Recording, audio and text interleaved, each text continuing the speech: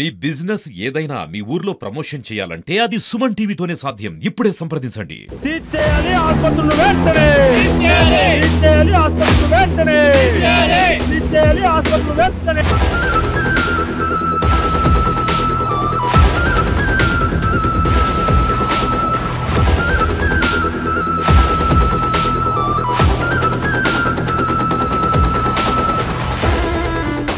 కిడ్నీల్ని ఇడ్లీలుగా అమ్మేస్తూ ప్రాణాలు కాపాడాల్సిన వైద్యులే రాక్షసులుగా మారి ప్రాణాలు తీస్తున్న వైనం ఈరోజు మదనపల్లి స్థానిక ఎస్బీఐ కాలనీలో గల గ్లోబల్ హాస్పిటల్లో మనం చూడడం జరుగుతుంది.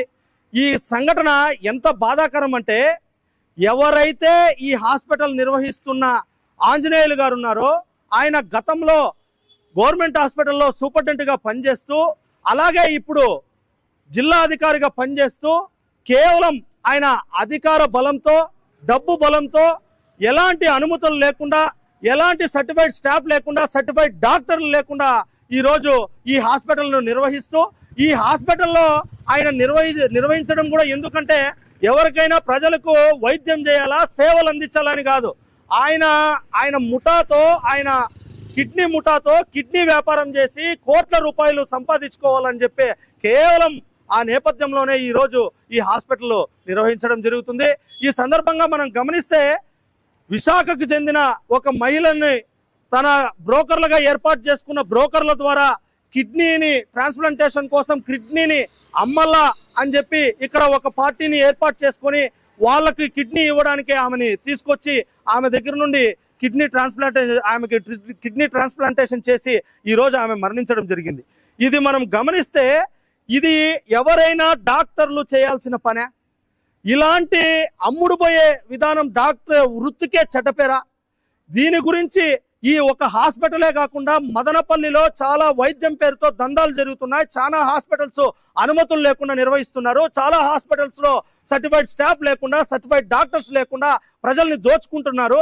కార్పొరేట్ లెవెల్లో ప్రజల దగ్గర డబ్బులు దోచుకుంటున్నారని చెప్పి మేము బహుజన్ యువసేన BYS ఆధ్వర్యంలో ఉన్నతాధికారులకి, సంబంధిత అధికారులకు ఎన్నో సార్లు ఫిర్యాదు చేసినా, సంబంధిత మంత్రి గారికి విజయవాడకు పోయి ఫిర్యాదు చేసినా కూడా ఏ మాత్రం వీళ్ళ మీద చర్యలు లేదు. మేము ఫిర్యాదు చేసినప్పుడు మాత్రం DMHO గారు, మంత్రి గారు దేవశిరోమణి గారిని మాత్రం మదనపల్లికి పంపిస్తారు. ఆమె వచ్చి ఏ హాస్పిటల్స్ లో కూడా ఆమె ఇన్స్పెక్షన్ చేయరు.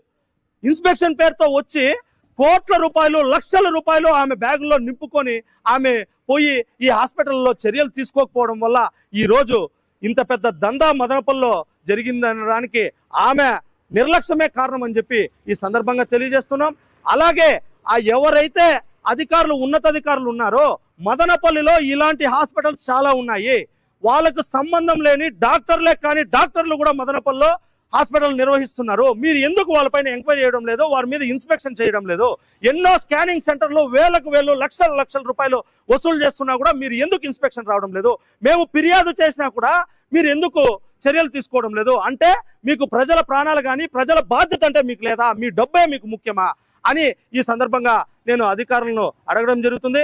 అలాగే ఇప్పటికైనా ఎవరైతే సంబంధిత అధికారులు ఉన్నారో ఇప్పటికైనా కళ్ళు తెరిచి మేలుకొని మదనపల్లిలో ఉన్న హాస్పిటల్స్ అన్నిపైన చర్యలు తీసుకొని వేల రూపాయలు, మదనపల్లిలో ఎక్కడైనా హాస్పిటల్లో రూమ్ తీసుకోవాలంటే కార్పొరేట్ స్టైల్ 5 స్టార్ హోటల్లో ఉన్నంత 9,000, 5,000 రూపాయలు ఛార్జ్ చేస్తున్నారు.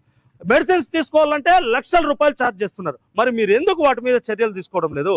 ఇప్పటికైనా అధికారులు మేలుకొని ఎవరైతే హాస్పిటల్లో నిర్వహిస్తూ వైద్యాన్ని వ్యాపారంగా మార్చేసి ప్రజలను దోచుకొని ప్రజల ప్రాణాలతో చెలగాటం చేస్తున్నారో వాళ్ళపైన చర్యలు తీసుకోవాలని చెప్పి ఈ సందర్భంగా తెలియజేస్తూ, అలాగే ఈ గ్లోబల్ హాస్పిటల్ కిడ్నీ ముఠా ఎవరైతే ఉన్నారో పోలీసు వారు కొంతమందిని అదుపులోకి తీసుకున్నారని తెలుస్తుంది. అదుపులోకి తీసుకొని వారిపైన క్లీన్ గా ఎంక్వైరీ చేసి వాళ్ళ వెనకాల ఎవరెవరు ఉన్నారు, ఇన్ని రోజులు ఎవరెవరికి ఏం చేశారు, ఎంత డబ్బులు వాళ్ళు అక్రమంగా సంపాదించారు అని వాటి మీదంతా కూడా విచారణ జరిపించి ఆ గుట్టున ఎవరైతే ఆ ముఠా ఉన్నారో ఆ ముఠా గుట్టునంతా రట్టు చేసి వాళ్ళందరినీ అరెస్ట్ చేసి, అలాగే ఈ హాస్పిటల్ను కూడా శాశ్వతంగా మీరు క్లోజ్ చేయాలని చెప్పి ఈ సందర్భంగా కోరుకుంటూ జై భీమ్, జై భారత్.